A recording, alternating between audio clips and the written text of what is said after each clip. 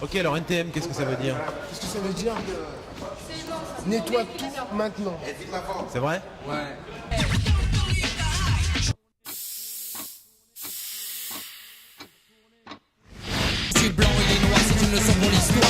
Voilà quasiment 25 ans que NTM existe. Originaires de Seine-Saint-Denis, les deux stars du groupe de rap ont bravé toutes les critiques et les routes de France, transformé leur haine en art et sorti 4 albums pour finalement arriver au sommet du rap français.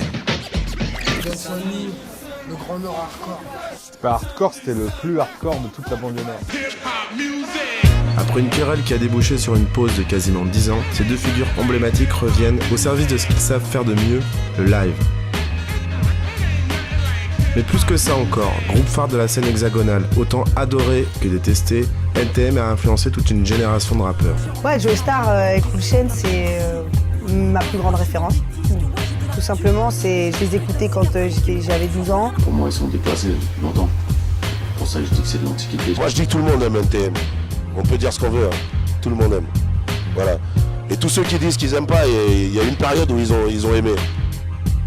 Le groupe demeure encore aujourd'hui cette hydre à deux têtes, véritable monstre sacré dans le temple du hip-hop français, qui fascine toujours autant qu'il fait peur. Il faut un peu de peur, c'est vrai. On explose les codes, c'est très sauvage, c'est très violent, c'est très instinctif, et c'est ça qu'ils incarnent, cette période. Alors comment expliquer que ce collectif, qui ne se destinait pas à la musique, ait atteint aujourd'hui le statut de groupe culte ?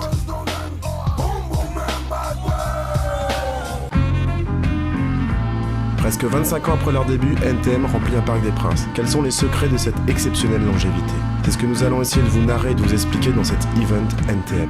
Nous sommes venus sur place, sur leur territoire, interroger les membres du groupe NTM. Et qu'est-ce que ça va?